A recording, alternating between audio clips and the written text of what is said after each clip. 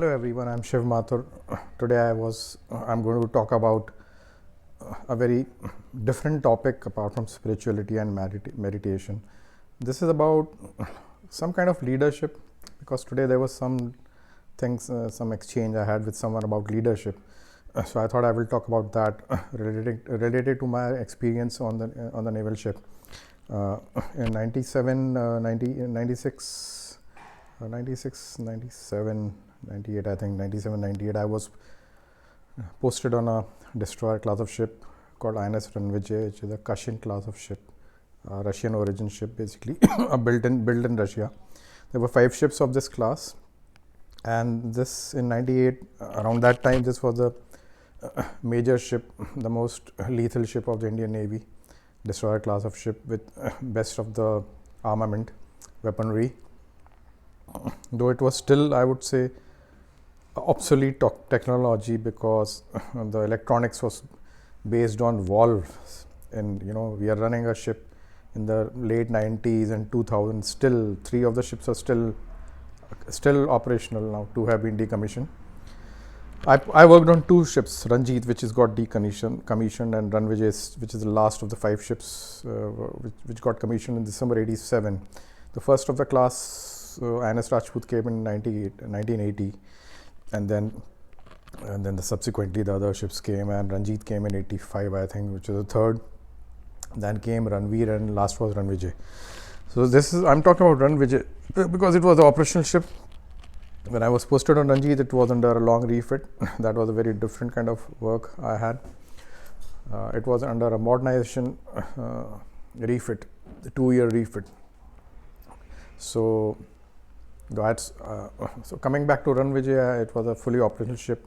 It was a flagship. It was generally the flagship of the Western Fleet.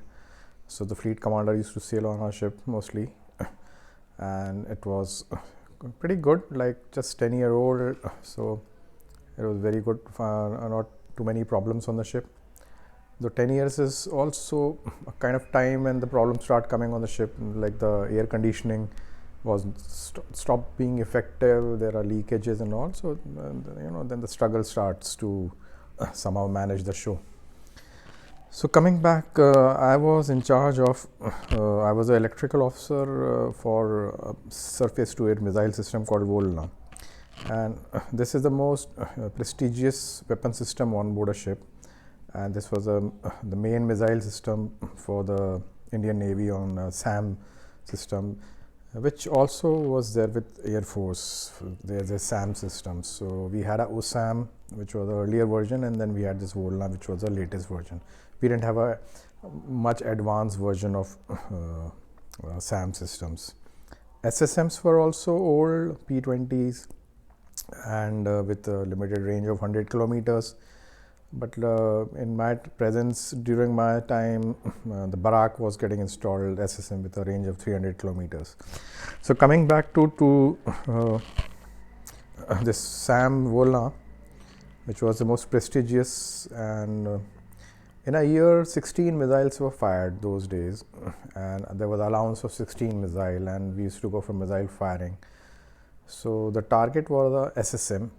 You fire SSM from one of the missile ships, missile boats, and or other corvettes, those P class ships. So when a fleet goes, SSM is fired, and that becomes a target. And when the SSM flows, these SAM ships have to engage. So there are 4-5 ships, they are lined up. So somebody gets first chance, and if they miss, then the second one has to engage, and if they miss, then the third one has to engage. And if nobody engages, then the target goes on, without being, killed. We used to say kill. So giving you the background about this, how the firing used to happen. Now the challenge was these kind of missile systems, which are a lot dependent on the environment and the air conditioning and a lot of tuning, because they were old technology, and the missile used to weigh 2 tons, I think. The missile was about 2 ton weight, and we had, I don't want to give how many number of missiles were there, because maybe it is not good to share. And so the whole, it was a huge effort to ensure that whether your missile will really be able to hit the target or not because it was so damn unpredictable because of the whole technology which we were using it. So getting a hit through this missile was like really highly unpredictable, and I mean, it's almost like I don't know how to say that more, like I don't know whether I should say this, that a lot of missile firing were not successful.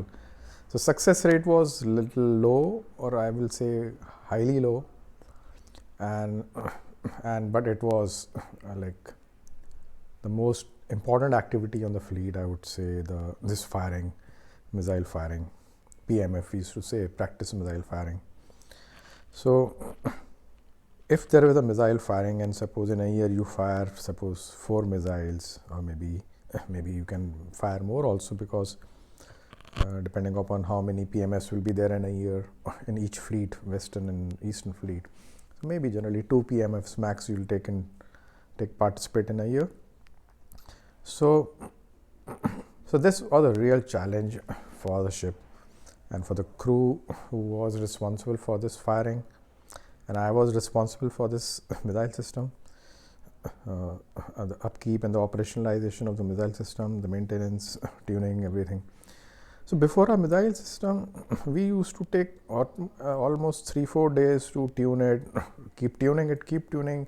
So there were an n number of hundreds of readings. The computer was analog. I told you about the electronics, which was wall based. The computer was analog, so with synchros, and we had so many tables. There was a whole lot of book which was to be checked. There were a whole lot of checks for radar system, the transmitter receiver, and a whole lot of checks for the computer, because it was a guided missile, and there were a whole lot of checks for the launcher, the missile launcher. So there were 3 parts, and we had a dedicated team for each. There were the radar sailors, radio sailors. There were sailors who were looking after the computers, and then sailors who were looking after the launcher. And there was a lot of electrical machinery, the conversion machinery, because we use different frequencies, high frequency also. So there was a conversion machinery associated, and so there was a control system. There was electrical machinery, motors, and it had a whole gamut of technology. And we operated in the X band, I think, radar, in the the spectrum, microwave. So there was a tracking radar. So there was acquisition tracking. From acquisition radar, you give it to the tracking radar, the target. When it comes to almost 25 kilometers, you have to engage the missile. So that's the whole background. Now coming to how do you achieve a success in such a scenario when the predictability of success is low.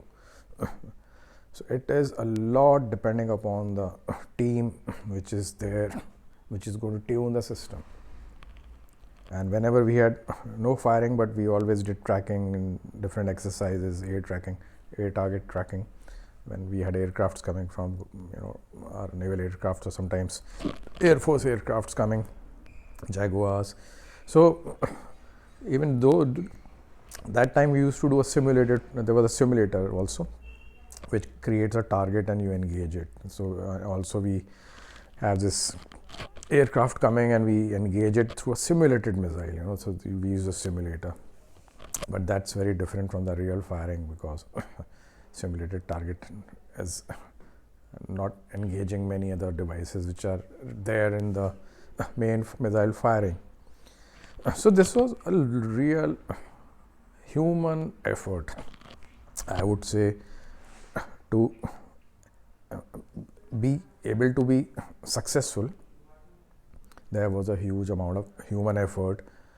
So there, now the team which was there, who are like all diploma holders, and as an officer I am an engineer, BTech, but the team is all diploma holders, but very talented, very learned. The Navy is pretty advanced technologically, and so the naval manpower is much more intelligent and technically advanced, and especially within the technical team, the sailors and the officers who are selected for these main weapon systems are one of the best of the lot available in the Navy. So we were like the hot officers and the hot hot team in the hot appointment. Now, despite all this, how do you ensure that the probability of achieving success is high? And so the main factor I will tell you was, how do you motivate, how do you engage with your team, how do you lead your team? So these were the key factors I would tell you, which were the factors for success in this missile firing. Because if your missile is not tuned, you can press the button but it will go somewhere else. So it's just once it comes into range, you have to just press the button. So there was an operation team, gunnery team, who will press the button when they are tracking it. So it is like a fraction of second, it's a matter of second, but the whole effort behind it was into days, multiple days. And I can tell you, there were, prior to the firing, 72 hours I did not sleep. We worked non-stop 3 days, didn't sleep. So that was a kind of effort which was there. So what were the factors? How did I motivate? How did I lead the team? This is what I want to talk about. Before I gave the background, now I'll tell you how did I manage this team of with 3 different skills. You know, somebody is in the control system, somebody is in the computers, somebody is in the radar system, transmitter, receiver. And if they did not get along with the officer, they didn't consider officer to be technically strong. So how do you win their confidence? How do you motivate them? So first thing, they assume the officer doesn't know much technically. So they did not support the officer full, and they didn't really, I would say, they were not really accountable as much as an officer or the commanding officer or the electrical commander of the ship. The responsibility was actually lying on these people. And after if the missile firing was not successful, there used to be an inquiry, and that was like the after effects of the missed target. So it didn't end at firing, but the accountability did not really come on the team, but it lied on the officer and the hierarchy up. So we were questioned, and we were held accountable for, the commanding officer was held accountable. But down the line, if I am the officer or the SAM firing officer, we were accountable. If the mistake made by the crew, we were answerable, not the crew. So crew didn't, so you have to, that's your part of your machinery. Along with the machinery, you are also, the crew is also like your machinery. So you have to tune that also. Now, how do you motivate and lead them? So this was something which I learned in the Navy, and also due to my natural qualities, certain qualities, human qualities. I think naturally I have a human connect, and I also have a personal connect, and I am social. Probably from those things, generosity, kindness, leading, hard working, all that actually culminated into achieving those factors which are responsible for the success. So if the officer did not have that connect, and could not connect and lead and prove himself technically, or motivate them, or have that leadership, all into that leadership thing, the chances will be less that the missile will be successful.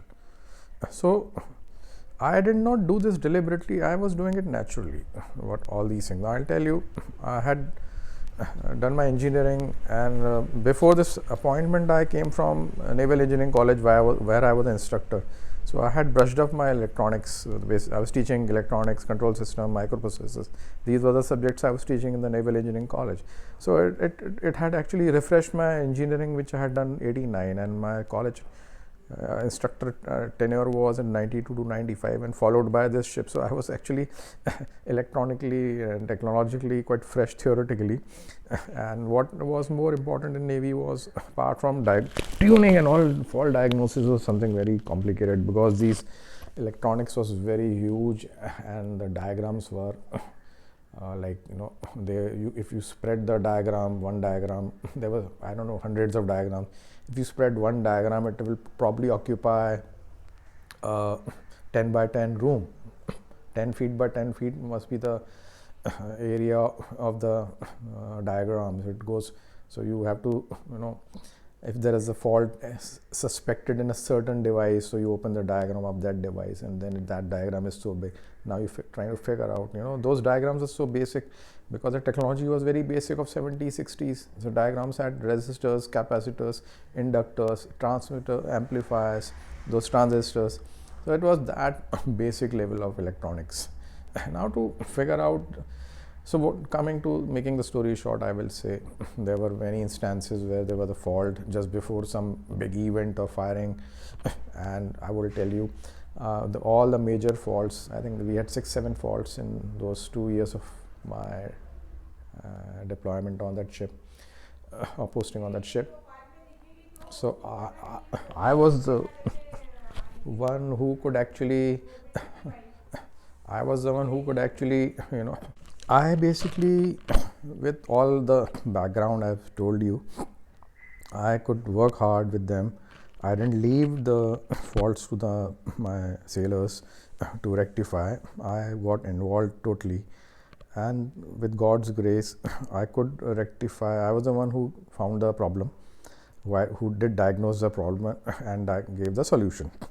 So with those major faults being rectified by me, my sailors surrendered to me. They completely accepted me, and this battle I had won, that they all knew that technically I am the master. So I did many things. Otherwise, even during tuning, I got some good device for fault detection, especially if there is an open circuit. Then I had one nice tool I bought from somewhere, and then that tool became very popular. So they came running. My team used to come and, sir, give me that tool. I need that.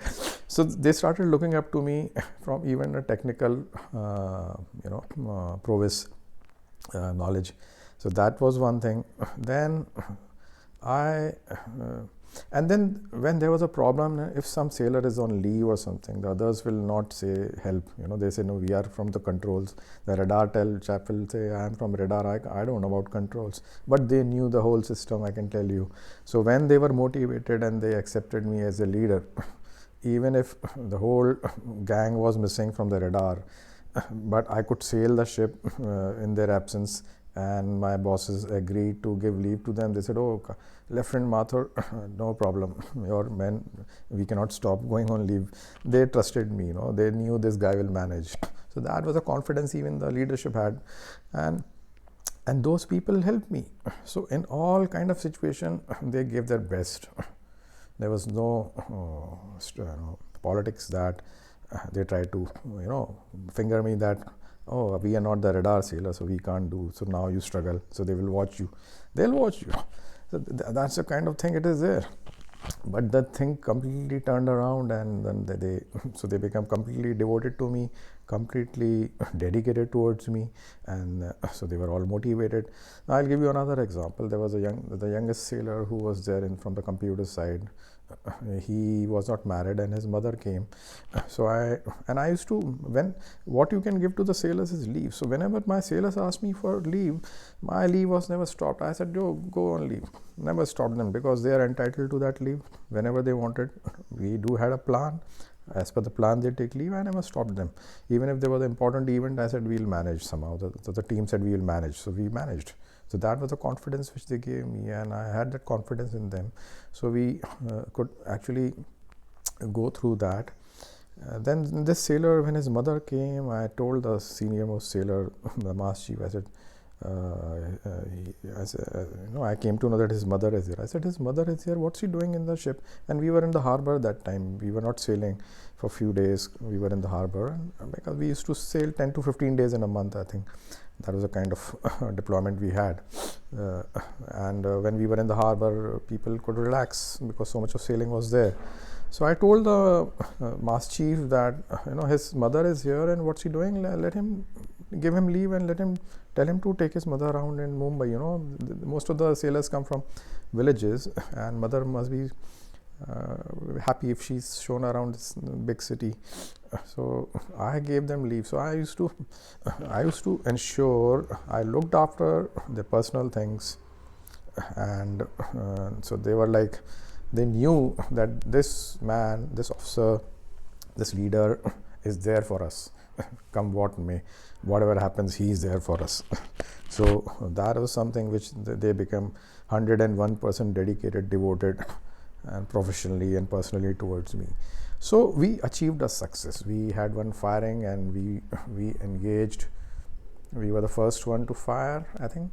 So when the target came, we engaged with 2 missiles. We used to fire 2 missiles at a time from each launcher, and both the missiles went and hit.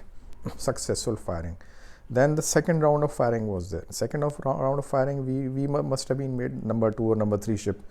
But as luck would have been, the first ships before us, who had the chance before us in the second round of firing, same day we had the firing. The next round, they missed it, and we got the chance to engage, and we again, both the missiles went and hit the target. So in one day we fired 4 missiles, and all the 4 missiles went and hit. So that was like kind of I would say like a record in the Navy with those missiles. And so this is the success which I achieved, creditable to these qualities of leadership, which are actually taught in the military, and a lot of people don't exercise it. But today only I was posting on my website, there was some question about leadership. I said, you have to be spiritually evolved, you have to be a leader, knowledgeable, learned, knowledgeable, not just spiritually evolved. You have to have the knowledge, different knowledge which is needed for your task. So all this, and there's a vision, and spiritual, you have to understand humanity. You have to be humanly connected to people. There is, in my leadership, there is no big and small. Everybody is big, and everybody has its own place, own importance. So I don't consider somebody, I don't throw my weight up with my position. I work with my hands and with nut bolts. I have to feel the pulse. Whatever job I've done recently, I was in charge of a hospital, army, polyclinic, and before that a factory and telecom. I basically used this philosophy, ideology, and I feel I remain successful in most of, and I think all my endeavors, all my positions, different jobs, different levels. And the team, the best thing was my team was always inspired, motivated, dedicated. So it's because of that only I had success. It was not because if your team is not motivated, if a lot of people are only busy pleasing their boss, because the boss is also pleasing their boss. So this bootlicking culture is dominant, but I never got into that, because I enjoyed my work through this is the way I worked.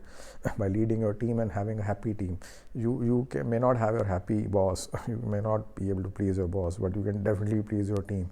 And if you please your team, you get what you want to do. And if your team goes up, you also automatically get lifted, because you can't be elevated. People want their elevation, selfish, but they'll subdue the team, suppress the team, harass the team, not forget motivation and all. But I always look up to my team in whichever company, and they still have that respect for me, and I basically cherish that. I cherish that. So this is something I thought I will share. This is also very important when you go for a job. The personal satisfaction and the personal peace which you get, the happiness which you get, inside happiness, which will only come from this kind of working. It will not come from bootlicking, I can tell you. This is my opinion, and this is what kind of leadership I would say the country should have. We need leaders who are human, who are spiritual. But what do we have today? Egoistic, fame seeking, selfish, greedy, power, corrupt, basically criminals. We don't have leaders, we have criminals leading the world now. And this is what is happening to the world. And the civilization will end, because the way things are going, probably we are heading towards a world war now, the way things are now gradually building up slowly. So, and I think when the leg cannot be healed, it has to be amputated, and probably we are going towards an amputation now. Thanks.